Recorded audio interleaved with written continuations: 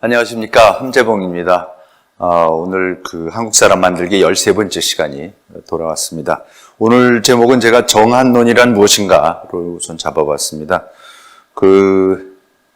우리가 한일 관계에 대해서 잘못 알고 있는 것이 이제 한두 가지가 아니지만, 이 정한론이라는 건 특히 이제 이 한국 사람들한테 우선 말부터가 이 한국을 정복하자라는 그런 논이 있었다라는 것 때문에 이제 결국 이제 역사가 나중에 가서 우리가 일본의 식민지가 되고 하는 그 역사가 있으니까 이거는 이제 일본이 처음부터 우리를 정복하려고 했었던 거고, 그게 이제 19세기 언제부터 시작해서 끊임없이 일본은 조선을 정복하려는 그 야망, 그 일념하에 있었던 거고, 그것을 드디어 이제 1905년에 을사조약, 그 다음에 1910년에 소위 한일 합방을 통해 갖고 이제 완성을 시켰다. 이제 그리고 지금도 이제 일본의 군국주의 우리가 걱정을 하고 이제 항상 그러는데, 제가 봤을 때는 글쎄요, 일단 역사적으로는 근본적으로 틀린 가정입니다. 그리고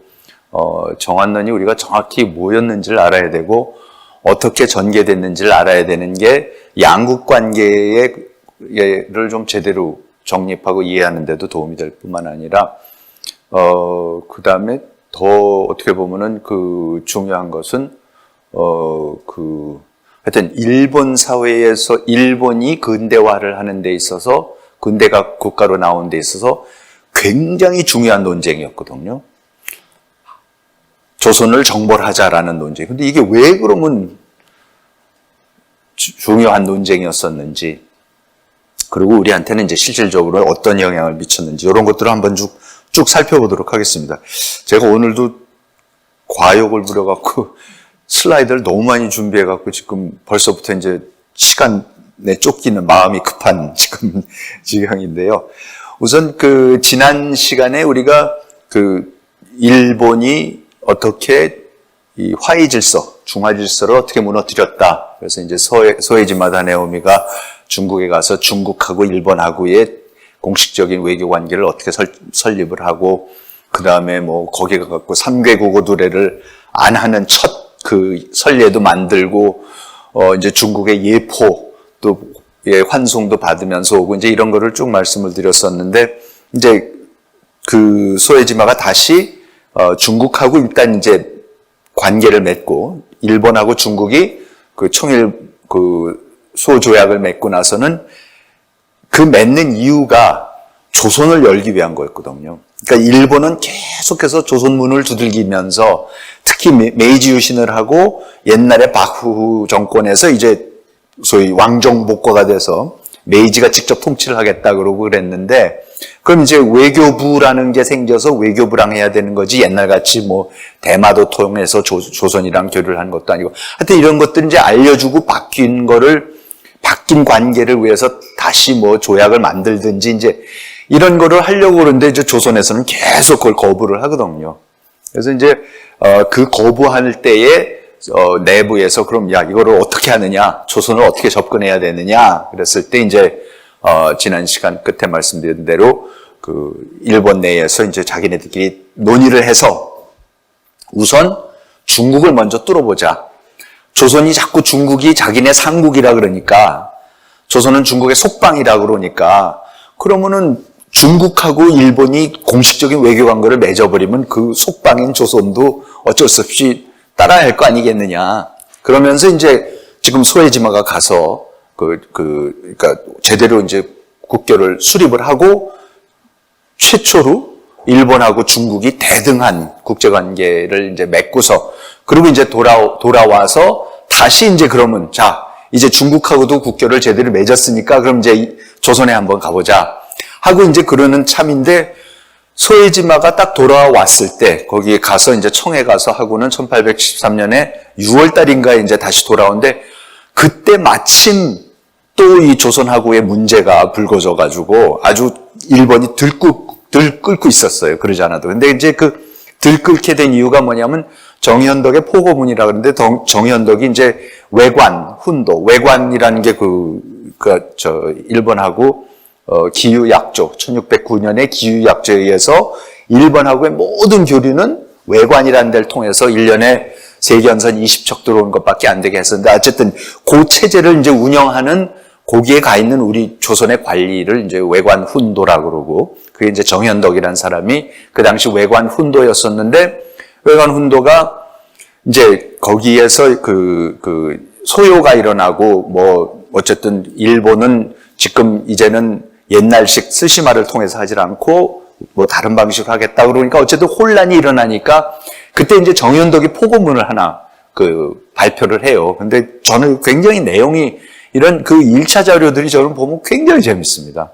그러니까 역사 막연히 우리가 그냥 날짜 외우고 대충 지나가는 게 아니라 정말 이 사람들이 무슨 얘기를 했는지 자료들이 다 있으니까 한번 들여다보면 너무 재밌어서 좀 한번 그 당시 왜 정현덕이라는 사람은 어떤 생각을 갖고 있어서 일본이 잡고 오는 것을 거부했나 그래서 한번 살펴보려고 제가 가져왔습니다. 뭐라고 했냐면 근일 피하의 상지 그러니까 일본하고 조선이 서로가 양보하지 않고 대치하고 있다는 거 이제 자꾸 긴장이 올라가고 있다는 거 알고 있는 거죠. 그것을 한마디로 타파할 수 있다. 이거 한마디로 굉장히 쉽게 우리가 극복할 수 있는 문제다. 우리는 300년 약조를 따르는데 그러니까 1609년에 광해군 1년 때 이제 일본하고 임진왜란 끝난 다음에 기유약조라는 걸 맺어갖고 포로 교환하고 뭐 이제 앞으로 어떻게 할 거다 이런 걸 이제 해서 외관을 열고 이제 그랬었던 거죠. 그러니까 300년 동안 지금 잘해왔는데 저들은 바꿀 수 없는 법, 저들이 그러니까 일본이요. 바꿀 수 없는 법을 바꾸고 있으니 이는 유독 무슨 마음인가? 일이 만약 전례에서 벗어난다면 설령 본국에서라도 억지로 시행하기 어렵거늘 하물며 인국에 가서 오직 이를 시행하는 뜻을 둘 수 있겠는가? 지금 자기네 나라에서 뭐를 바꾸고 그러는 거는 뭐 그렇다 치는데 남의 나라한테 와서 우리가 바뀌었으니까 이걸 바꾸자고 이러는 건 또 무슨 얘기냐? 이제 정현덕이 그러는 거죠. 저들이 비록 타국인에게 제압당했다고는 하나. 그러니까 이제 미국이라는 데가 와서 강제로 열어갖고 개국을 시키고 이제 이런 거는 이제 아는 거죠. 그러니까 조선에서도 그러니까 쟤네들은 외국 서양 사람들의 강제에 의해서 제압을 당해서 어쩔 수 없이 개국을 했구나. 그런데 거기 어쩔 수 없이 나라를 연 것까지는 좋은데 그 형체를 변하고 풍속을 바꾼 것을 부끄러워하지 않는다. 막 서양 옷을 입고, 그러니까 일본 전통을 버리고 서양식으로 하고, 그러니까 왜 그 소에지마가 이홍장을 만나러 지난 시간에 말씀드렸지만 텐진에 갔더니 이홍장이 왜 일본 사람들이 서양 옷 입고 돌아다니냐고 이제 뭐라고 한마디 한 걸 이제 소에지마가 이제 한번 이렇게 멋있게 받고 그런 것도 말씀을 드렸지만 이제 그런 거죠. 오랜 전통과 풍습이 있고 그런데 서양 사람들 왔다고 옷까지 다 이제 서양 옷이나 입고 다니고 이런다 이제 이러는 거죠. 그렇다면 이는 일본인이라고 할 수 없으니 우리 경내에 왕래한 것을 허락할 수 없다. 일본인도 아니다 이제는. 우리가 기후약정하는 건 일본 사람들하고 한 건데 풍습 다 바꾸고 일본 사람도 아니다. 또한 그 타고 온 선박이 만약 일본의 옛 모양이 아니라면 우리 경내에 들어오는 것을 허락할 수 없다. 대마도인이 우리와 교역하는 것은 본래 일정해서 바꿀 수 없는 법이다. 우리가 대마도 사람하고 통해서만 일본이 우리랑 화기로 교역을 할 수 있다라고 1609년에 그렇게 약조를 맺었는데 지금 바꾸면 안 된다. 다른 섬 사람이 대마도 말고 이제 혼슈 뭐 이제 그 본토에 일본의 본섬 사람들이겠죠. 교역하는 것은 우리나라의 법이 결코 허락하지 않으며 잠화, 밀수품을 범하는 것은 양국이 똑같이 금지하고 있다. 근래 저들의 소행을 보니 무법지국이라고 할 만하거늘. 근데 이제 이런 게 이 말이 이제 일본에 이 포고문이 갔을 때 일본 사람들이 제일 격했던 게 무법지국이라고 했다라는 겁니다. 또한 이를 수치스럽게 여기지 않는다. 우리나라는 법령이 따로 있어서 우리 경내에서 시행하고 있으니 외관에 있는 자들이 약조 내의 일을 행하고자 한다면, 기후 약조의 그 범위 내에서 한다면 모두 응당 들어줄 것이나 법 외의 일을 행하고자 한다면 영원히 이루어질 날이 없을 것이다. 비록 물건 하나라도 잠매하려 한다면 그 길이 끝내 열리지 않을 것이니 우리가 경전을 지키고 법을 받드는데 저들 또한 아마 다른 말이 없을 것이다. 반드시 이러한 뜻을 저들의 두령에게 분명히 타일러서 망발한 행동으로 사단을 빚어 후회에 이르지 않게 하라. 이제 자기 관리들한테도 엄명을 내리고 이 기후약조에서 한치라도 벗어난 일 일본 하는 거 안 된다. 못하게 하라. 이제 이런 거죠. 그러니까 이제 이 얘기가 일본에 이제 들어가는 거예요. 그래서 이제 지금 중국하고 어렵게 해서 외교 관계 다 맺어놓고 그러지 않아도 이제 조선 문제를 다루려고 그러는데 조선에서 포고문이 나는데 이 무법 지국 이거 아무것도 모르는 야만인이고 뭐 서양 그 풍습에 젖어갖고 자기 거 버리고 뭐 하여튼 이제 이런 얘기가 쭉 나오니까 이거 좀 일이 심각해진다. 그래갖고는 메이지가 천황이 아예 그 당시 정부의 그 최고 대신 산조 사네토미 태정관 대신한테 이 조선 문제 이제 당신이 직접 맡아라 이제 그럽니다. 그래서 1873년 6월에 태정관 회의에서 산조가 이제 태정관이라는 게 제일 높은 그 국가 통치, 그 당시까지 통치기관입니다.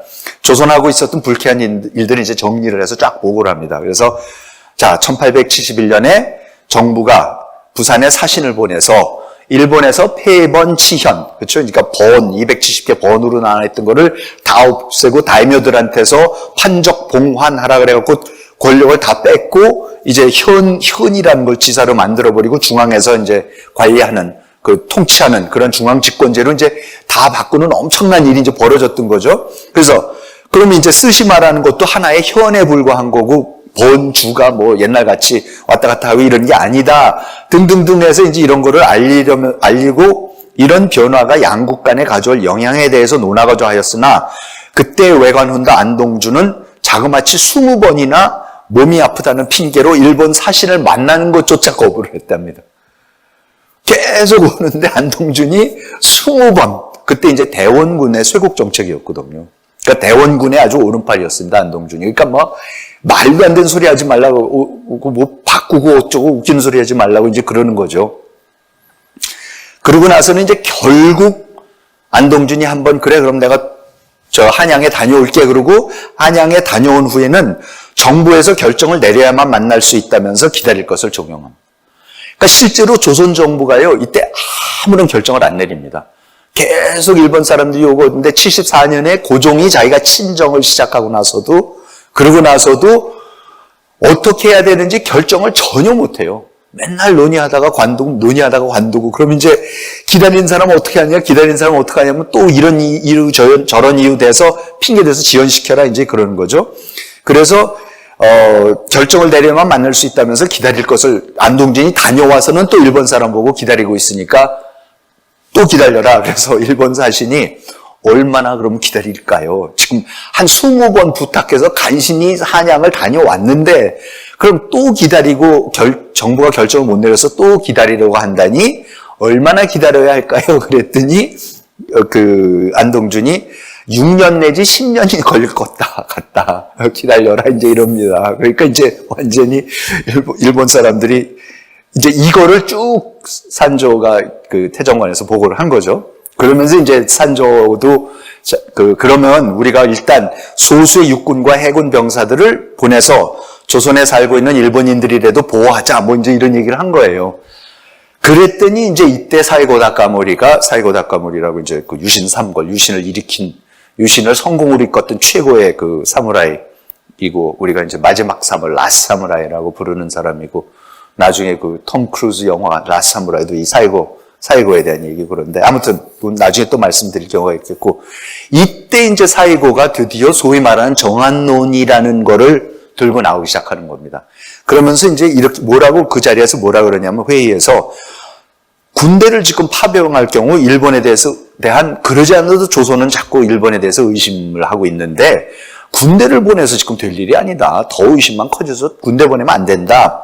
우선 특명 전권대사를 보내서 일본이 어떤 지금 이유 때문에 자꾸 접근을 한다, 접촉하려고 그런다라는 거를 좀 제대로 알리자. 그러고 나서도 만일 그렇게 해서 특명 전권대사가 간데 그거를 조선이 듣기를 거부하고 혹시 모욕을 주거나 그 사람을 죽이거나 그럼 그때 가서 우리가 군대를 일으켜서 움직여도 늦지 않는다. 그러니까 특명 전권대사를 파견하자 이제 이럽니다. 그러면서 내가 가겠다. 나를 특명 전권대사로 보내라. 이제 이러기 시작하는 겁니다. 그래서 이제 사이고의 정한론이 나오기 시작하는데 보통 이 사람이 가고 싶은 게 아닙니다. 7월 29일 날은 이타가키 히데요시가 같이 이제 메이지 유신을 일으켰던 그 도사번의 유명한 또 그 사무라이한테 그 편지를 보내갖고 야, 내가 태정관에서 그렇게 회의에서 얘기했는데 다음번에 회의할 때 좀 나 좀 밀어달라고. 내가 조선에 사신으로 꼭 가겠다고. 그런 이제 편지를 보내고 8월 3일에는 아까 그 태정관 대신 산조 사네토미한테 같은 내용의 편지를 보내고 8월 16일에는 가서 만나서 직접 찾아가서 자기 좀 조선에 파견시켜달라 그러고 17일에서 결국은 하도 그러니까 8월 17일 날 태정관 회의에서 그래 그럼 사이고가 너가 조선의 특명정권대사로 가라라고 임명을 해버립니다.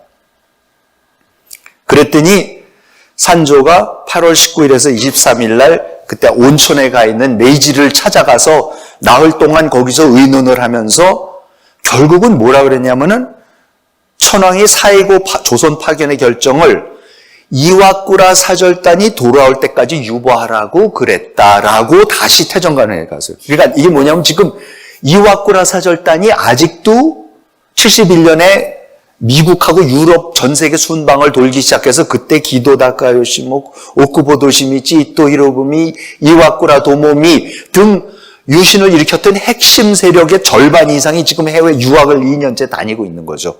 그러니까 일본의 사이고 같이 중요한 사람이 지금 조선에 간다? 그것도 조선이 굉장히 일본하고 접촉하는 걸 싫어서 거의 억지로 열라고 가는 거고 무슨 전쟁이 일어날지도 모르고 이런 상황에서 가겠다 그러는 거를 지금 우리끼리 결정할 게 아니라 이와꾸라 사절단이 돌아올 때까지 기다려라라고 천황의 재가를 이제 받아내요. 그래서 와서 천황이 그러는데 지금 당장 보낼 일이 아니다. 우리가 비록 당신을 보내기로 결정했지만 지금 당장 보낼 수 없다고 이제 그럽니다. 여기 오른쪽에 사진이 이게 그 우에노 공원에 지금 일본 도쿄의 제일 큰 우에노 공원의 입구에 있는 사이고의 그 사이고 다카모리의 그 동상입니다. 일본 사람들한테는 진짜로 마지막 그 사무라이 정신을 불태웠던 발현했던 라스트 사무라이라고 하는 굉장히 일본 사람들이 추앙을 받는 이제 사이고죠. 자, 그러면서 그때 이제 그러면 사이고가 왜 그렇게 조선을 가려고 그랬었는지, 왜 특명 정권대사로 조선을 그렇게 죽어도 가려고 그랬는지가 이제 나오기 시작하는데, 그 이타가키, 이제 오른편 사진이 이타가키 다이스케입니다. 이타가키는 나중에도 우리 조선하고도 굉장히 여러 가지 다른 의미에서도 중요한 그 연관을 맺는 사람인데, 아무튼 이타가키한테 8월 14일 편지에서 만일 우리가 전쟁을 일으킬 수 있는 이 기회를 잃는다면 다시는 이런 기회가 오지 않을 수도 있다. 그 사실은 사이고는 뭐냐면요. 조선에 가면은 조선 사람이 자기가 죽인다고 생각을 했어요. 죽일 거라고. 그래서 그때 전쟁이 일어나야 된다는 거예요. 자기가 죽음으로써 전쟁이 일어나야 된다는 거예요. 이게 굉장히 중요한 기회고 지금 안 하면 이 기회 없다라고 지금 사이고가 이타가키한테 그러는 거예요. 그리고 17일자 편지에는 조선이 일본의 사절을 분명히 죽일 것이고 그렇게 된다면 나라 전체가 조선을 정벌해야 할 필요가 있음을 절감할 것이며 우리의 계획이 성공하려면 이러한 사태는 반드시 일어나야 한다라고 지금 그러는 거예요. 그러니까 자기가 죽으면서 전쟁을 일으키겠다는 거예요.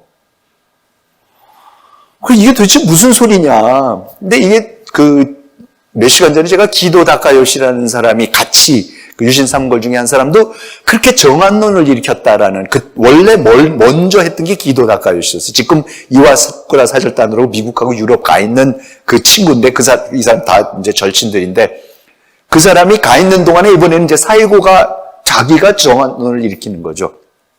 근데 이게 뭐냐면요. 일본 사람들이 이게 무장들이라서 생각이 굉장히 다릅니다.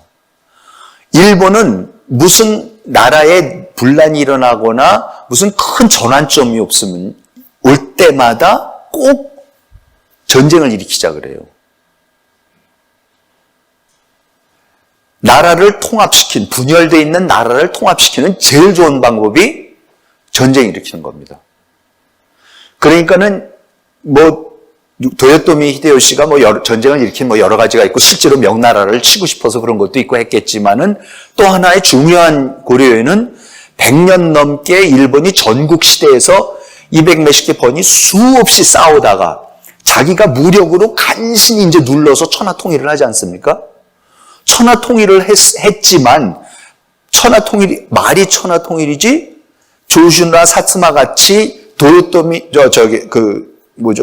먼저 사람들한테 오다 노부나가에 충성했던 베라벨 사람들에 충성했던 번들이 그대로 있고 무장들이 있고 더군다나 전에도 말씀드렸지만 전국 시대가 딱 끝났을 때 일본의 60만 대군이 세계 최고의 대포와 당시로서는 최고의 조총과 대포와 그리고 100년에 걸친 이 전쟁 경험을 가진 아주 지독한 군대들로 꽉 차 있는 나라죠.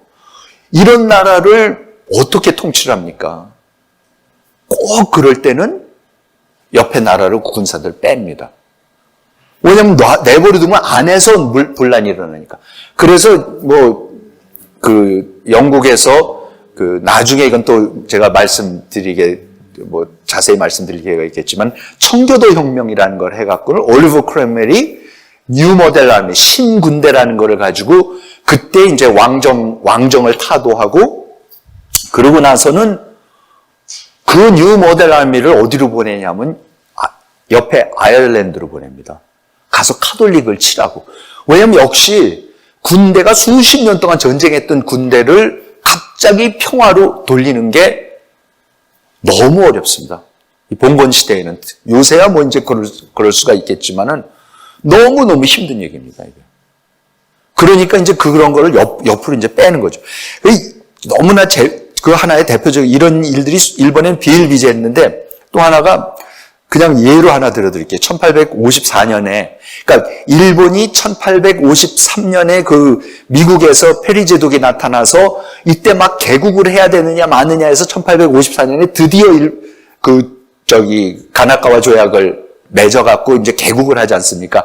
이때 이제 개국을 반대하던 대표적인 사람이 도쿠가와 나리야키라고 도쿠가와 박후의 방계 집안이고 나중에 이 사람의 아들이 그 마지막 쇼군이 되고 그러면서 그 미토본의 이 미토 학파, 그러니까 이 천황을 또 이렇게 올리는 학파의 태도고 그런데 이 사람이요, 그때 절대 개국을 하면 안 된다라고 하면서 조정에서 제일 높은 사람 중에 하나였는데 공식적으로 뭐라고 제안을 하냐면 나한테 론인과 농부들의 막내 아들로 구성된 특공대 300~400명의 특공대를 주면은 내가 이들을 이끌고 미국에 가서 싸우겠다. 그래서 우리가 미국에 가서 싸우면 당연히 다 죽죠. 그런데 거기 가서 우리가 장렬하게 죽으면은 미국인들에게 일본을 강제로 개항시키는 것이 얼마나 무모한 일인지를 각인시키고 다른 한편으로는 일본의 무사도 정신도 되살릴 수 있기 때문이다. 일본이 지금 무사도 정신이 200년 도쿠가와 평화 때문에 다 썩어서 전쟁할 줄도 모르고 아무것도 모르는데 이거 큰일 났다 이래가지고는 그러니까 내가 가서 다 죽고 나 때문에 그래서 전쟁이 일어나서 우리가 패하더라도 그럼으로 인해서 우리가 무사도 정신이 다시 살아나면은 그게 차라리 나라를 위해서 언젠가는 독립을 되찾을 수 있는 거고 지정신이 돼서 찾을 거니까 전쟁을 일으키게 해달라는 거예요. 그러니까 이 무사들의 생각이 굉장히 다릅니다. 그러면서 왜 막내 아들들이냐? 론이는 이제 주인이 없는 낭인들이니까 이제 그렇고 막내 아들들 선발하는 이유도 이 특공대가 모두 옥쇄를 할 것이기 때문에 농부들의 대가 끊기지 않게 하기 위해서 아들이 많은 집에서 막내 아들들만 뽑아서 지금 이렇게 생각을 합니다. 일본 사람들이. 그러니까 정한론이라는 거가 사이고가 하는 이 정한론이라는 게 일본 사람들이 무장들이 생각하는 이 사고방식에 있어서는 별반 어떻게 보면 새로운 게 아닙니다. 그러니까 요시다 쇼인도 했고, 기도 다카요시도 하고, 이번에 이제 사이고까지 나타나서 그러죠. 그런데 이제 사이고라는 사람의 이 사람은 이제 마지막 사무라이 이런 얘기를 하면서 일본 사람이 많이 추앙하는데 실질적으로 굉장하게 고민을 하고 번뇌를 했던 사람입니다. 우선 사이고는 일본 최고의 아주 그냥 일본 사람들이 가장 추앙하는 사무라이, 이때에도 살아있을 때에도 추앙하는 사무라이였고, 이 사스마의 사무라이들을 이끌고 바쿠후를 타도로 해서 왕정복구를 일으켰습니다. 그리고 메이지 유신을 성공시킨 대표적인 사람이고. 그런데 이게 참 역사가 참 무섭고, 이 개인이라는 게 역사 속에서 어떻게 선택하냐가 얼마나 무서운 걸 보여주냐면, 그렇게 성공적으로 해서 메이지 유신을 일으켰는데, 메이지 유신을 통해서 계속해서 개혁이 일어날수록 가면 갈수록 사이고는 이게 맞는 방향인가 하는 생각을 해요. 왜? 너무나 사무라이였기 때문에. 그러니까 사무라이로서 사무라이를 이끌고 메이지 유신을 했는데, 그 메이지 유신이 결국은 뭐예요? 사무라이를 없애는 거죠. 그러니까 제가 전에 한번 개혁이라는 거는 혁명을 일으킨 세력이 자기 세력부터 해체시키는 게 그게 혁명의 성공 요인이라고 제가 말씀을 그때 세종이 불교 해체시키는 그런 거 예로서 들면서 말씀을 드렸었지만, 사실 자기를 도와서 혁명을 일으킨 세력을 해체시킨다라는 거는 어떻게 보면 또 배반이죠. 같이 일했던 사람들을 배신하는 거죠, 또. 그러니까 이제 이 사람은 특히 이제 사무라이를 없애는, 신문제를 폐지하면서 사무라이 계층을 해체시켜버리는 거에 대한 굉장한 고뇌를 합니다. 갈등을 합니다. 그래서 1871년에 폐번치현, 그러니까 번을 없애고 현으로 바꾼다는 건 다이묘만 없애는 게 아니라 다이묘들 밑에서 녹봉을 받으면서 살고 있었던 몇십만의 사무라이들이 없어지는 거죠.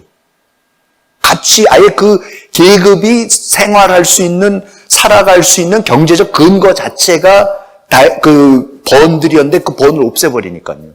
다이묘들한테서 월급을 받아야 되는데 다이묘를 없애버리니까 사무라이는 그냥 없어지는 거예요. 그러니까 이 폐번치현, 그 다음에 73년에 징병제. 전쟁은 사무라이가 하는 거였었죠. 사무라이가 있는 이유가 전쟁하라고 있는 거였는데, 징병을 한다는 얘기 뭐냐면 사무라이 이제 필요 없어. 그냥 국민들 사이에서 징병을 해가지고 군대 만들어서 싸울 테니까 당신들 이제 필요 없어. 이렇게 되는 거 아닙니까? 그러니까 이 두 가지를 통해가지고 진짜 이제 사무라이들이 부글부글 이제 끓기 시작하는 거죠.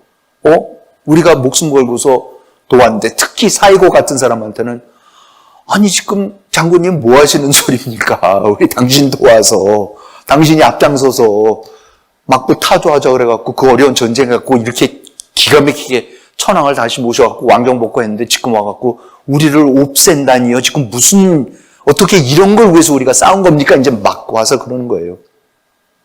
그래서 사이고 고향인 사스마의 사무라이들이 제일 그랬고요. 왜냐하면 천황 군대의 주축이 사스마군이었거든요. 사이고였거든요. 그러면서 그야말로 이제 사무라이들이 이거 토사구팽이다. 이거야말로 토사구팽이다.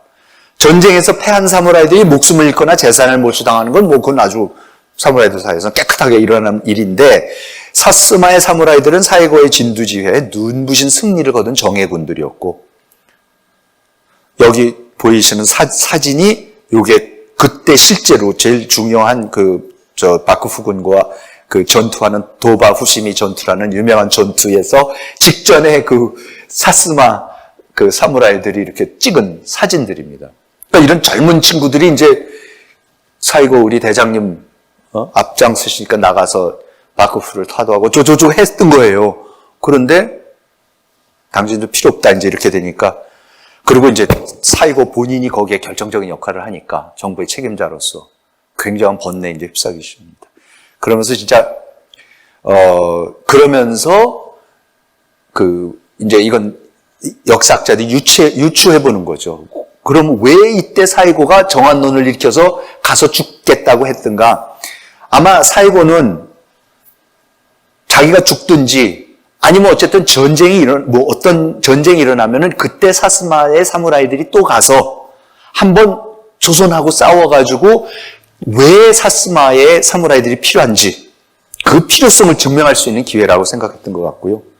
그리고 사이고는 굉장히 전통적인 사고방식을 가진 사람이라서 자기네가 그냥 사무라이들이 없어지는 게 아니라 옛날에는 도쿠가와 마쿠프를 모셨는데 이젠 사무라이들이 그냥 천황을 모시면서 천황의 군대로서 강력한 국가를 만들면 되겠다. 그렇게 생각을 했던 거죠. 그래서 바쿠프라는 이상한 체제를 따르는 사무라이가 아니라 천황이 친정하는 국가의 사무라이가 되기를 바랬다. 그러면서 이 기가 오른쪽에 깃발이 이게 천조 황태신? 저 글씨가 지금 안 보이는데 죄송합니다. 천조 황태신 이랬는데 이게 이제 바쿠프군하고 싸울 때에 이 사스마 군대한테 천황이 내려준 깃발입니다. 너희는 천황의 군대다.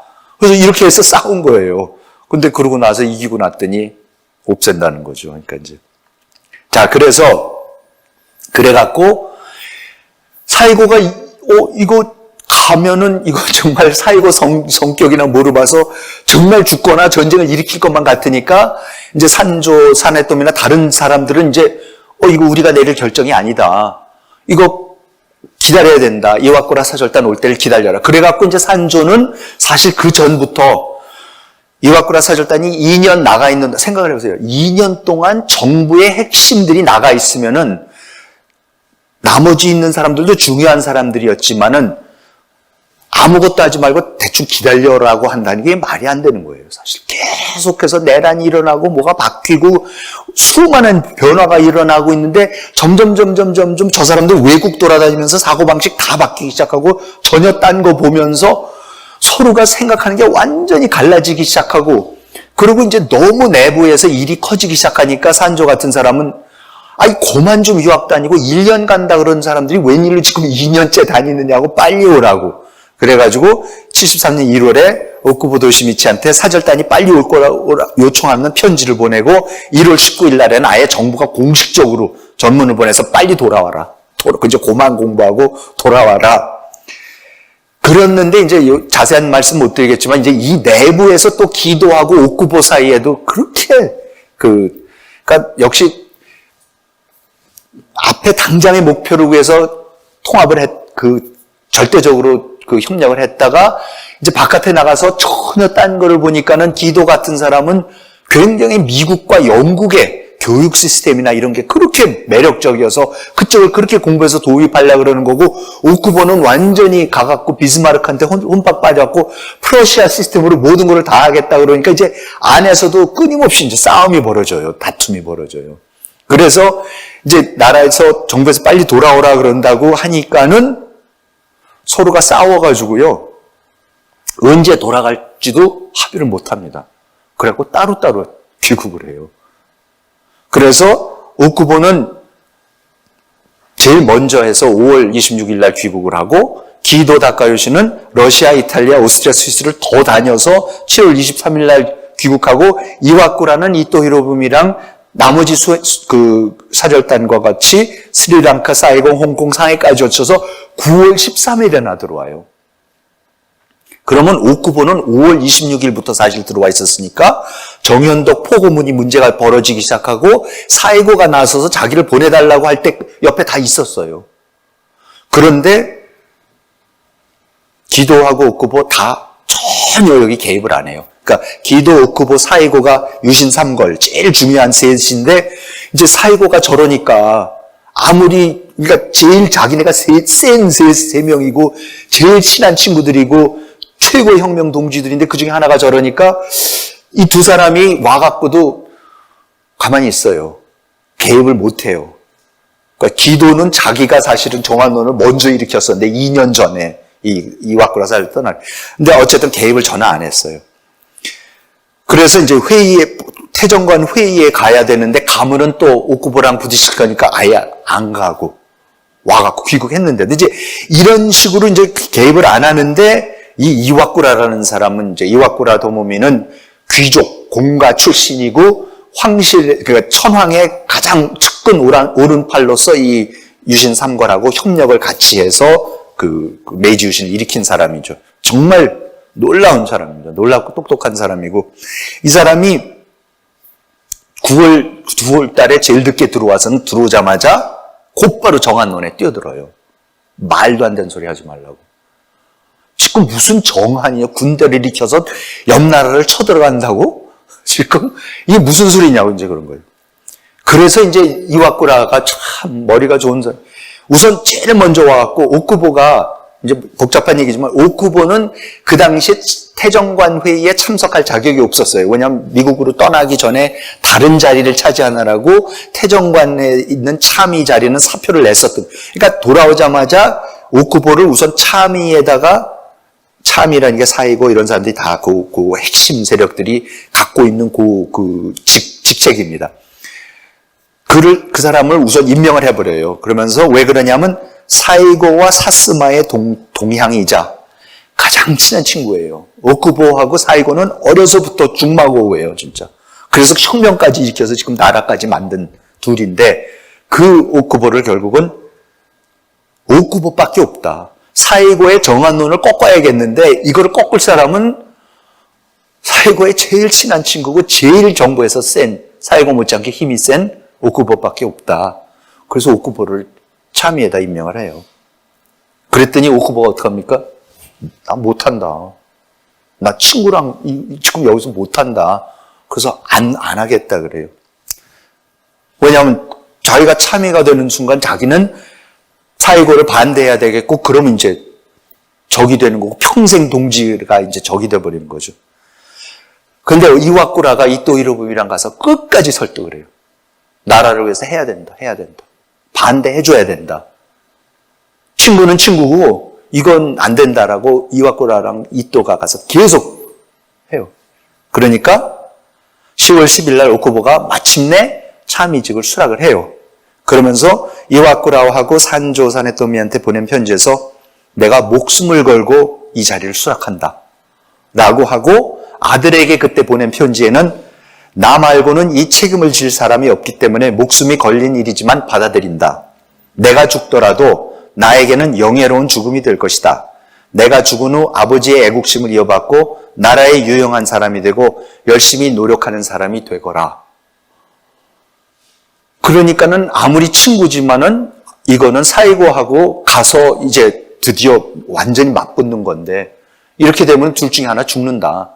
이건 목숨을 걸고 하는 거라는 거를 알고서 아들한테 그런 편지까지 씁니다. 그래서 이와꾸라는 소에지마도 참이에 소에지마 다네오미가 지금 방금 중국에 중국에 가서 지난번에 말씀드린 대로 그 3개 국어들에도 안 하게 하고 그 외무대신으로서 진짜 놀라운 성취를 지금 거두고 돌아왔던 소에지마인데 소에지마는 정한론자예요.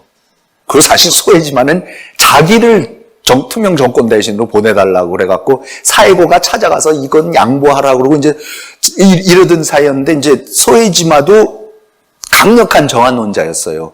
그러니까 이와꾸라가 소에지마도 임명을 하고 오쿠보를 임명하면서 마치 정한을 반대하는 사람과 찬성하는 사람의 균형을 잡는 척하면서 중요한 건 오쿠보를 시키는 거니까.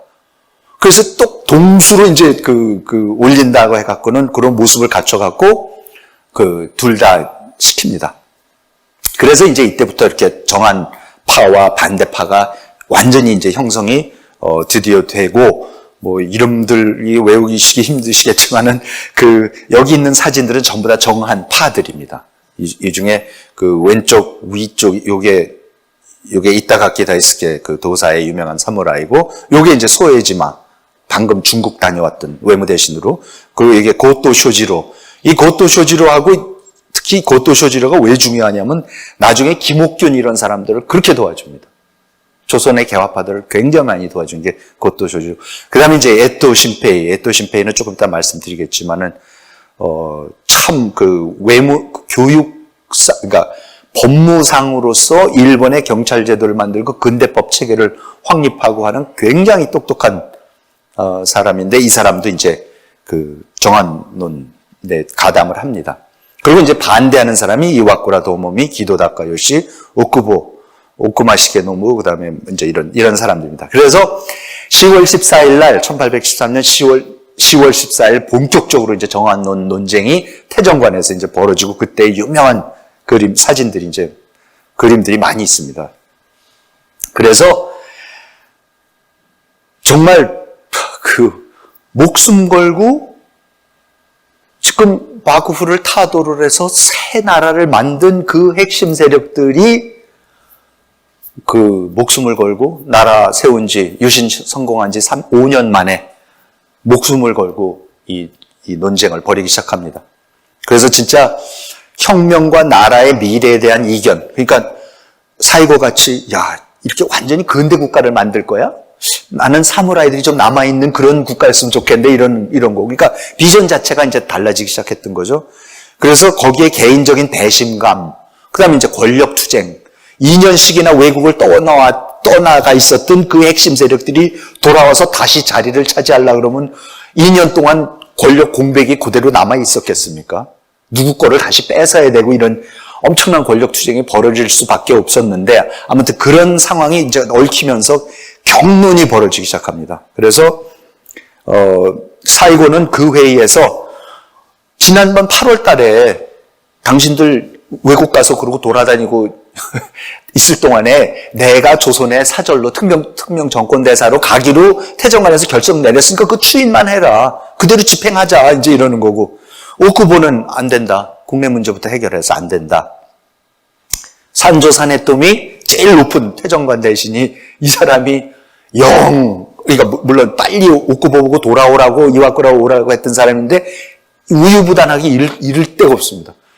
그래서 와갖고는 반대 좀 해달라고 불러놓고는 또 거기 막상 자리에 가면은 이거는 사실 우리가 이미 정했던 거기 때문에 사이고 말이 맞다. 그대로 보내야 되는데 또 이런 소리를 해요. 그랬더니 이제 오쿠보가 그럼 나 그만둘래. 참이직 안 해. 그러면서 이제 사표를 내요. 그러면 이 난리가 났을 때 그 중에 또 참이 중에 하나 오쿠마가 슬쩍 일어나서 자리를 뜨려고 그러니까, 오쿠마가 나중에 그 와세다 대학교 만들고 굉장히 중요한 역할을 하는 사람입니다. 오쿠마는 이제 하도 그러니까는 슬쩍 일어나서 나가려고 그러니까는 사이고가 당신 어디 가? 그러니까 저기 외국 사람하고 지금 만찬 중요한 약속이 있어서 가야 그랬더니 사이고가 지금 참이까지 돼가지고 그래 겨우 이 중대사를 놀았는데 그럼 외국 사람하고 밥 먹으러 가냐고 또 호통을 치니까 이제 또 찍소리 못하고 또 앉아갖고 하여튼 이제 격론이 지금, 그래서 그날은 또 결론 없이 끝납니다. 10월 15일이 되니까 사이고가 이제 화가 나갖고는 그럼 나 안 가 이번에 회의. 그 다음에 편지는 대신 보내고 또 안 가요. 근데 산조는 또 사이고도 없는데도 또 사이고를 아직도 조선으로 보낸 결정 맞는 거 보내야 되겠다고 이러는 거고.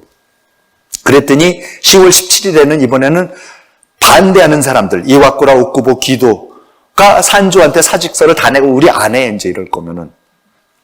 그러니까 서로 사직서 내겠다고 난리가 나는 거예요. 이제 산조는 이제 중간에서 완전히 이제 실제로 나중에 정신을 잃습니다, 이 사람이. 그런데 이때에 오쿠보가 정한론에 관한 의견서라는 걸 냅니다. 그래서 제가 책에 전문을 그냥 다 실어버렸는데요. 한 번도 번역이 된 적이 없었던 걸 일본말 잘하는 분한테 부탁을 해서 제가 번역을 해서 다 실을 수는 없고 너무 이제 긴 건데, 제가 그걸 다 수록한 이유가 이 당시에 이 사람들이 이런 문제를 논하는 그 사고의 수준이나 이런 거를 우리가 한번 정말로 봐야 됩니다. 지금 40살들밖에 안 된 사람들이에요. 하급 사무라이 출신들이에요. 근데 세상을 보는 눈이나 이런 정책 결정을 하는 데서의 그 논의의 깊이나 이런 게 지금도 저는 어디서 흔히 못 봐요. 그래서 이 와중에 사표를 내겠다고 던지고 회의를 안 갔지만은 앉아가지고 이걸 쓴 거예요. 썼는데 이제 이 축약한 거 몇 가지만 제가 가져왔는데, 우선 오프닝이 이렇습니다. 무릇 국가를 다스리고 광토와 인민을 보호하기 위해서는 깊이 숙려하고 널리 살피지 않으면 안 된다. 따라서 나아감과 물러남, 취함과 지킴은 반드시 그 기세를 보아 움직이며 불가함을 보면 멈춘다. 치욕을 느껴도 참으며 의리가 있어도 취하지 않는다. 이것이 그 경중을 따지고 시세에 비추어 후일에 크게 기대하는 이유이다. 금한에 조선 사절에 대한 논의가 있다. 아직 급히 서둘러서 안 된다고 보는 것은 돌아보고 두텁게 살펴야 할 점이 있기 때문이다. 따라서 그 취지를 아래에 들겠다. 그러면서 7가지를 쭉 나열을 합니다. 그래서 글이 굉장히 긴 글들인데 그냥 예를 들어서 첫 번째 이유. 황상의 지극한 덕에 의해 천운을 만회하며 비상한 공과 업적을 세워 오늘날의 성대왕을 이루었다고 할지라도 천황의 친정이 아직 오래되지 않았다. 우리가 68년에 했으면 이제 지금 뭐예요? 이제 5년 됐다. 정부의 기초가 아직 확립되지 않았다. 또한 일단 번을 폐지하고 현을 설치하는 등 실로 고금에 드문 대변혁이며 지금 수도의 상황을 가지고 말하자면 이미 그 일이 마무리 지어진 것처럼 보여도 사방 구석구석에 이르러서는 이 때문에 땅을 잃고 생업을 빼앗겨 크게 불만을 품은 도당들이 실로 적지 않을 것이다. 그래서 쭉 끝에 이제 넘어가서 혹은 반포된 법령의 의미를 오해하고 혹은 조세 증가하려는 것을 의심하여 변방의 어리석은 인민이 쉽게 고무되고 선동되어 소란을 일으킨 일에 이를 막지 못하고 선혈을 땅에 흘린 일이 이미 몇 차례나 되었다. 계속해서 반란이 일어나고 있다. 밀란이 일어나고 있고 조선과의 전쟁을 아직 서둘러서는 안 된다는 첫 번째 이유이다. 두 번째 이유. 오늘날 정부의 비용이 이미 막대하여 세비, 항시, 세출을 감당하지 못하는 우한이 있다. 지금 계속 적자다, 우리. 하물며 지금 재난의 시초를 열어 수만 병사를 외국에 보내되면 하루에 거만의 재를 소비하고 전쟁이 오래될 때에는 그 비용 또한 막대해질 것이다. 혹은 중세를 거두거나 혹은 변제의 보장이 없는 외채를 빌리거나 혹은 감당할 수 없는 지폐를 대량으로 발생할 수밖에 없다. 돈 빌려오고 전쟁 자금 어디서 가져올 거냐? 지폐 발행하고 또 외국에서 빌려오는 방법밖에 없지 않느냐. 현재 우리나라의 외채가 이미 500만 이상으로 상환의 방법에 있어서도 아직 확연한 예산이 없으며 또 예산이 있다고 하더라도 조선 출병의 일고로 인해 심히 목적의 차질을 빚어 구제 불가능한 재난을 초래하게 될 것이다. 이는 심히 우려할 점으로 조선과의 전쟁은 아직 서둘러서는 안 된다는 두 번째 이유다. 세 번째, 지금 정부가 여러 사업을 일으켜 부강의 길을 꾀하고 있는 대다수의 사업은 수년 후를 기다려 성공을 기대하는 것으로 즉 해륙, 문부, 사법, 공부, 대척과 같은 여러 사업은 모두 일조일석의 효과를 나타내는 것이 아니다. 반드시 약간의 세월을 두고 순서를 밟아 그 성공을 거둔 것에 전력을 다하지 않으면 안 된다. 그러나 지금 불필요한 전쟁을 일으켜 헛되이 정부의 심력을 허비하면 지금 창조의 사업이 전쟁으로 인해 물거품이 되는 것이며 그 성공의 늦고 빠름을 논하자면 수십 년의 차이를 알 것이다. 이번에 또 멈춰서 나중에 다시 우리가 재개를 하더라도 수십 년 잃어버린다. 후일에 이르러 크나큰 후회를 하게 될 것이다. 이 또한 잘 고려해야 할 점으로 조선과의 전쟁은 아직 서둘러서 안 된다는 세 번째 이유다. 네 번째, 수출을 해야 된다. 우리가 산업을 일으켜서 지금 우리가 돈을 어떻게 버느냐? 우리가 아직 파는 물건이 없으니까 외국에서 물건을 들였는데 우리가 뭐냐? 금으로 결제하고 있는 거 아니냐. 그냥. 그럼 지금 어떻게 나라를 일으키냐? 우리가 물건을 만들어서 맞바꿔야 된다. 산업을 일으켜서 수출을 하고 지금 해야지 이게 되는 거다.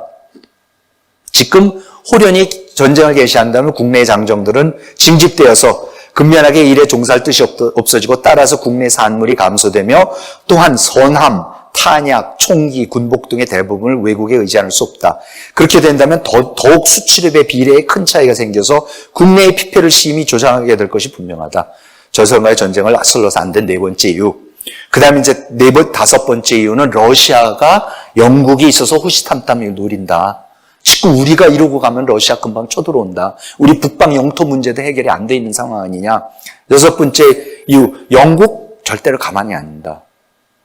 영국이 지금 세계의 최강국인데 영국이 사이 좋은 것 같은데 영국이 인도를 잡아먹은 걸 봐라. 우리 까딱 잘못하면 인도같이 식민지 된다. 여섯 번째 이유. 이것도 이제 식민지 얘기입니다. 밖으로 외국에 대해 안으로는 우리나라에 대해 심히 영국과 프랑스의 경우는 우리나라의 내정이 아직 마련되지 않아 그들의 국민을 보호하는데 부족하다는 구실로 현재 육지에 병영을 설치하여 군대를 주둔시키는 등 우리나라를 보는 눈이 자신의 식민지를 보는 듯하다. 아직도 치외법권 그래갖고 영국 사람이나 프랑스 사람이 무슨 범죄를 저질러더라도 우리가 어떻게 할 수 없고 영국 법에 의해서 영국 판사들이 와갖고 자기네들이 다 하는 거고 자기네 국민들 지킨답시고 지금 군대랑 해군이 맨날 나가사키랑 고베랑 와갖고 영국 프랑스 함대가 진을 치고 있고 이런데 이 거의 식민지 수준인데 지금 이거는 어떻게 하고 빨리 불평등 조약을 갖다가 다시 개정을 하고 이런 생각을 해야 되는 거 아니냐. 그러니까 밖으로는 외국에 대해 안으로는 우리나라에 대해 심히 부끄럽지 않은가. 또한 그 조약 개정의 시일이 불평등 조약 개정의 시일이 이미 다 가까워졌다. 나라의 대신은 심사숙고하여 그 속박을 풀고 독립국의 체제를 다하기 위해 방책을 세우지 않으면 안 된다. 우리가 제대로 된 독립국이 되는 문제부터 해결을 해야 되는 게 그게 대신들의 책무 아니냐. 조선과의 전쟁을 아직 서둘러서는 안 된다는 7번째 이유이다. 그러면서 앞에서는 이미 마지막에 이제 끝맺음을 이렇게 앞에 그래서 이미 조선과의 전쟁을 서둘러서는 안 될 것을 논했다. 여기서는 바로 조선을 정벌하는 것에 대해 논의에 대해서 하겠다. 그래 그러면 이럼에도 이렇게 준비가 안 됐는데 불구하고 그럼 진짜 우리가 한번 전쟁을 시작했다고 그럼 쳐보자. 어떻게 될 거냐? 조선이 우리의 국령에 개의치 않으며 방만하고 무례하게 구는 것은 절대 묵과할 수 없는 사태이다. 그러나 지금 군대를 보내 이를 정벌하는데 분명한 명분이 없기 때문에 현재 특히 특명사절을 파견하여 그 접대의 태도에 따라서 전쟁을 일으키려는 논의가 있다. 그러니까 사이고가 자기를 보내달라. 그래서 자기가 죽으면은 그 전쟁 일으키면 되지 않냐 이런다. 지금 조선이 우리나라에 대하는 것과 미국의 사절에 대한 행동을 보면 그 접대가 좋지 않을 것은 당연하다. 지금 어차피 안 하자고 아무것도 안 하겠다고 그러고 있는 판인데 미국한테도 막 대하는데 그럼 가면은 당연하지. 전쟁, 사이고를 어떻게 하겠다. 따라서 사절을 보낸다고 한다면 먼저 개전 준비를 결정하지 않으면 안 된다. 전쟁 준비하고 보내는 거지. 이게 뻔한 일인데, 그러면. 그러한 때는 밖을 정벌하고 안을 지키는 군대를 적어도 10만 이상 모집해야 한다. 또한 그 사역에 수반되는 수만 명의 정민을 소집하여 탄약, 총기, 선함, 운송, 그 외 각종 막대한 비용에 대해 미리 예산을 세우기 어렵다고 하더라도 지금 이를 대략 계산해보면 하루에 1만 양으로 계산해야 할 것이다. 만일 전쟁으로 인해 즉시 이익을 얻는다 하더라도 얻을 수 있는 액수는 이런 액수를 아마도 감당하지 못할 것이다. 하물며 전쟁 기간이 길어짐에 있어서는 비록 결과적으로 승리를 얻어 혹은 전국을 점령하거나 조선을 다 점령을 하거나 혹은 화해를 맺어 배상을 요구한다 하더라도 수년간 항시 군대를 주둔시키면서 조선에 요소를 지키면서 그들의 위약을 예방하지 않으면 안 된다. 더욱이 전국을 점령하게 될 때는 조선 전체를 점령하게 될 때는 반드시 그 나라의 불평분자들이 많이 생겨 사방에서 늘 소란을 일으켜 국토를 보유하는 날은 남은 날이 얼마 없는 지경에 이를 것이다. 그렇다면 지금 정벌과 보호에 드는 비용을 계산해보면 아마도 조선 전국의 물품으로도 이를 감당하기 부족하다. 또한 러시아나 중국에 이제 러시아가 들어올 것이다. 그래서 이제 마지막으로 조선이 우리나라를 모욕하는 분계를 참아서는 안 된다는 논의가 있으나 현재 논의되고 있는 사절에 의해 일어날 바를 살펴보면 지금 특명사절을 보내서 그 접대가 만일 방만하고 무례하다면 이를 이유로 군사를 일으킨 것은 확연한 명분을 부여하는 것이므로 정벌을 하여 그 죄를 묻는다라는 의미일 것이다. 만약 과연 그렇다면 우리나라의 명예를 더럽히고 국채에 관련되는 부득이한 사정 때문에 다른 일을 돌아볼 여유도 없이 전쟁을 일으키려는 것이 명백하다. 그러나 현재 국가의 안위를 돌아보지 않고 인민의 이해를 고려하지 않으며 기꺼이 사변을 일으켜 굳이 물러감과 나아감의 기세를 상세히 살피지 않는 것은 실로 양해할 수 없는 점이며 따라서 이 전쟁을 일으키려는 논의에 수긍할 수 없는 이유다. 라고 장문에 글을 써서 조목조목해서 보냅니다. 10월 18일 오전 반전파와 호전파 사이에서 갈팡질팡하던 산조산의 또미가 진짜 신경쇠약으로 쓰러져 버립니다. 태종 대신 쓰러져 버려요. 이 편에 붙어서 딱 안 되니까. 그래서 메이지가 산조 집으로 가서 문병을 하고 문병을 한 다음에 이와꾸라의 사조로 가서 이와꾸라 보고 당신이 대신 태종 대신을 맡아라 그러는 거예요. 그러니까 정한론 하지 말란 얘기죠. 이와꾸라 보고 태정 대신 맡으라는 거는 산조 대신에. 그래서 우 대신이었던 그때 이제 우 대신 이와꾸라는 태정 대신 대행을 맡고 자신과 오쿠보 기도의 사표를 수리하지 않는다. 그렇죠? 그러니까 다 사표는 제출해 놨는 거를 사표 수리 안 해버려요. 자기가 이제 태정 대신이 됐으니까. 10월 22일 사이고 이타가키 에토와 고토는 이와꾸라를 찾아가 태정관 회의 결정을 이행할 것을 요구하는데 이와꾸라가 이런 자에 거절을 합니다. 이와꾸라는 다음날 천황을 아련하고 사이고를 조선사절에 파견하는 8월의 결정을 번복할 것을 건의하겠다고 하고, 그랬더니 에토 신페이가 이와꾸라가 산조의 대행이기 때문에 산조의 결정을 따라야 할 것이라고 항의하면서 천황께 두 가지 상반된 의견을 올리는 것은 불충이다. 가면 가는 거고 보내면 보낸 거 아니면 아닌 거다. 보내야 된다. 그게 원래의 결정이었고 당신은 산조의 대행이니까 그냥 대행으로서 그거를 이행하면 되는 거라 했더니, 이에 이와꾸라는 나는 내 의견을 전임 태종 대신의 의견과 함께 올릴 것이다. 나는 내 견해가 최선의 정착이라고 확신한다. 그랬더니 그때 최고의 검객이며 보신전쟁의 영웅 기리노 도시야키가 나중에 서남전쟁에서 그 사이고 다카모리랑 마지막까지 최후까지 같이 그 자결하는 그 영웅 또 중에 하나는 이 사람이 칼을 뽑아요. 칼을 뽑아가지고 이와꾸라 목에 겨누고 하라 그러니까 이와꾸라가 눈 깜짝 하나 안 하고 내 눈에 흙이 들어가도 안 된다 그래요. 그러니까 사이고와 정한론을 지지한 참의들이 사표를 내요. 그랬더니 어떡합니까? 이와꾸라가 사표를 다 수리합니다. 그래서 이 장면이 지금 여기 보시면은 요게 사이고가 가운데 앉아 있고 수염 그리고 요게 이제 요 그 귀족 그거를 하고 있는 이게 이와꾸라 도모미 태정 대신입니다.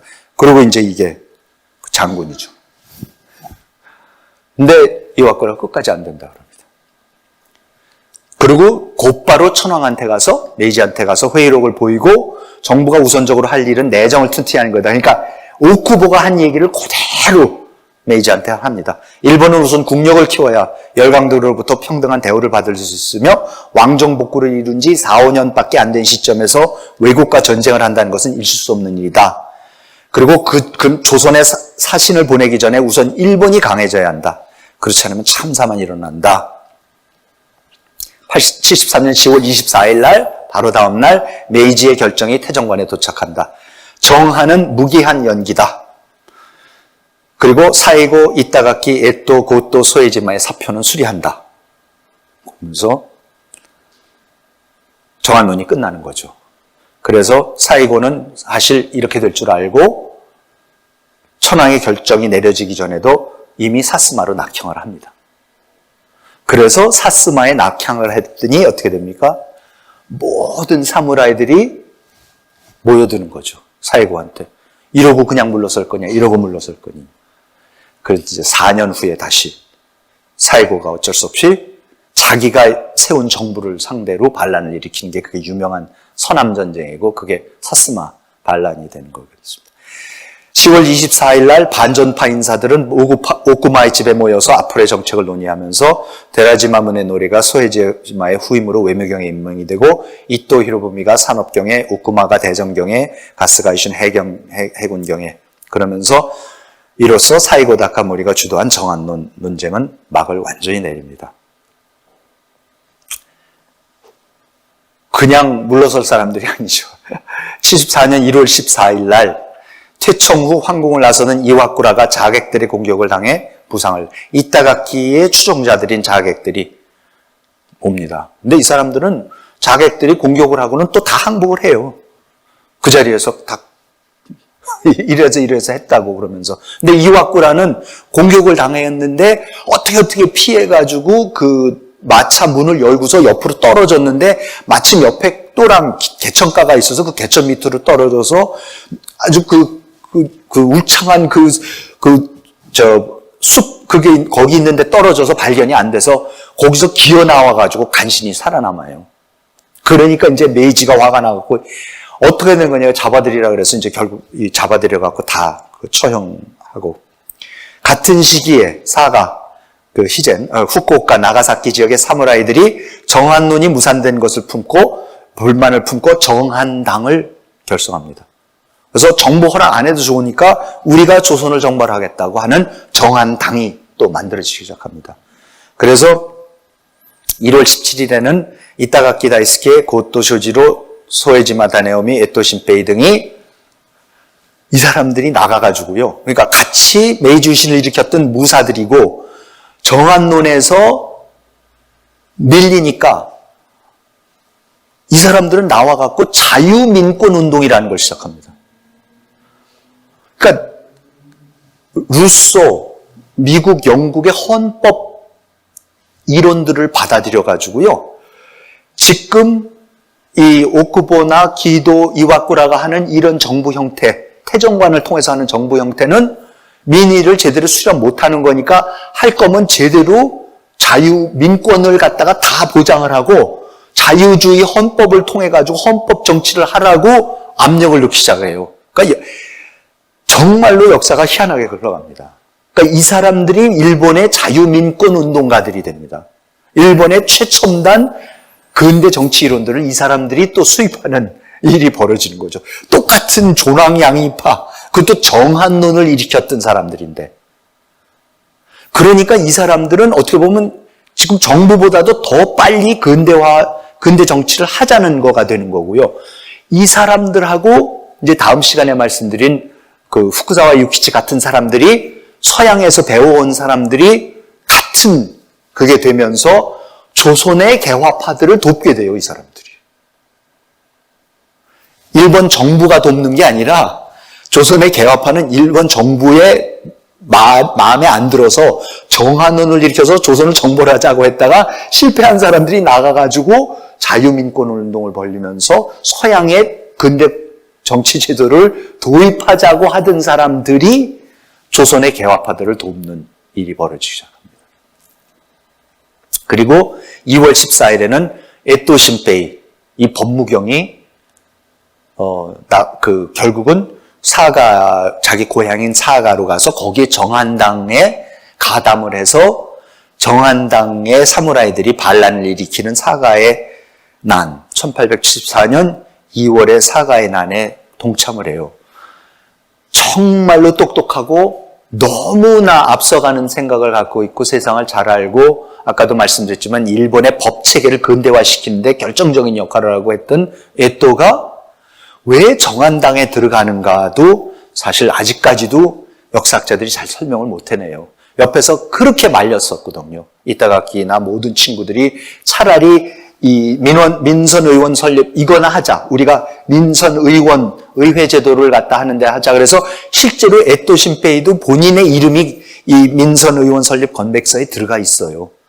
그래서 이거나 하자고 그런데 나는 고향에 가서 그 반란군에 가담하겠다 그래서 반란군의 우두머리가 돼서 반란을 일으키니까 어떻게 됩니까?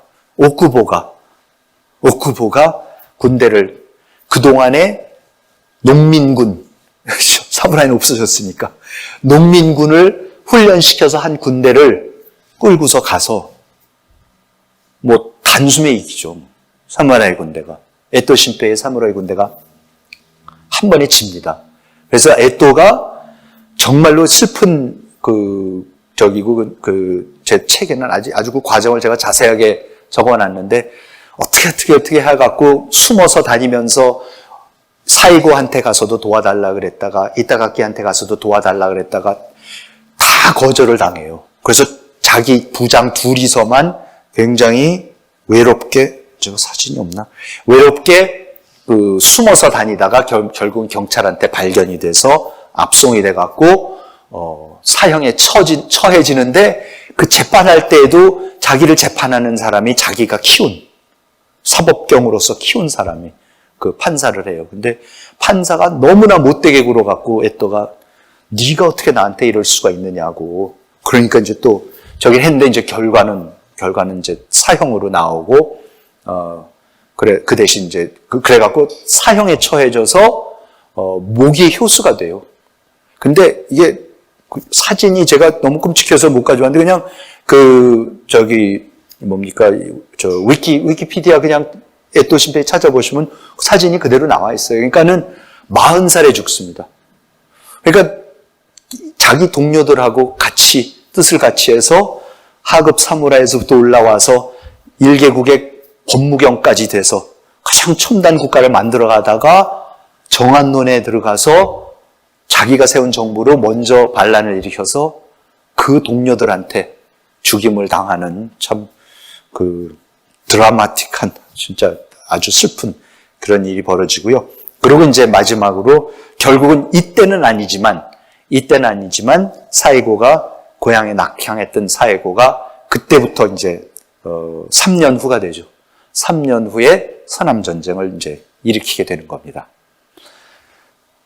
미리 다음 편을 예고해드리면은 자, 그럼 바로 요때에 1877년이요. 서남전쟁이면은 여러분 1876년에 뭐가 일어납니까? 일본하고 우리하고 강화도 조약이 있대요. 1876년에 강화도 조약이라네. 그러니까 뭐냐면 오쿠보는 자기가 원래 생각했던 대로 중국하고 수교를 먼저 맺고, 그리고 이제 조선한테 접근을 하려는데 사이고가 정한론을 일으키니까 정한론을 꺾고, 그 대신 운요호 사건을 일으키면서 전쟁으로 안 가면서 결국은 조선을 개국을 시키는 거죠. 그리고 오쿠보의 계산대로 근대 조약을 통해서 중국하고 맺고 조선하고 근대 조약을 맺어가면서 이 중화 질서를 무너뜨리면서 하나하나 근대 국제 질서를 만들어가는 그 작업을 이제 완성을 하는 거고, 그 직후에 그 사이고가 결국은 아까도 말씀드렸듯이 사무라이들이 몰려들어서 이러고 그냥 죽을 수는 없지 않느냐 그랬을 때 결국 가서는 이제 반란을 일으켜서 역시 자기 중마고 오쿠보가 이끌고 오는 그 군대에 괴멸을 당하면서 가고시마 시로야마산 기슭에서 자기 부관의 목을 치닥을 해갖고 이제 죽으면서 이 사이고가 삼걸의 시대가 끝납니다. 그리고 사이고가 죽은 그 해에 기도도 죽어요. 기도는 지병이 있어서 죽고, 유신 3걸 중에 사이고, 기도, 오쿠보인데 사이고가 죽고 기도가 지병으로 죽고, 바로 다음 해에 사이고를 죽였다 그래서 사이고에 충성하는 사무라이들이 오쿠보를 또 암살을 합니다. 그래서 유신 3걸들이 다 50이 안 돼서 20살에 시작해서 메이지 유신을 일으켜서 쉬우는 못 보고 3걸이 다 쓰러지면서 다음 세대가 이제 이토 히로부미, 야마가타 아리토미 이런 사람들이 다음 세대가 아무튼 올라옵니다. 그렇지만 아무튼 이 정한론이라는 거가 일본의 메이지 유신의 방향과 세력 균형과 모든 것을 근본적으로 바꿨던 겁니다. 그렇지만 결과는 뭡니까? 정한론을 꺾는 거죠. 오쿠보가 정한론을 꺾습니다. 그러니까 정한이 일어나지를 않습니다. 정한을 대내적인 이유 때문에 정한론을 일으킨 사람도 있었지만 역시 대내적인 이유 때문에 정한은 안 된다라고 해서 오쿠보가 꺾습니다. 기도 때도 꺾었고 이때도 또 꺾습니다. 그게 사실 우리가 알고 있는 그 정한론의 가장 중요한 실체입니다.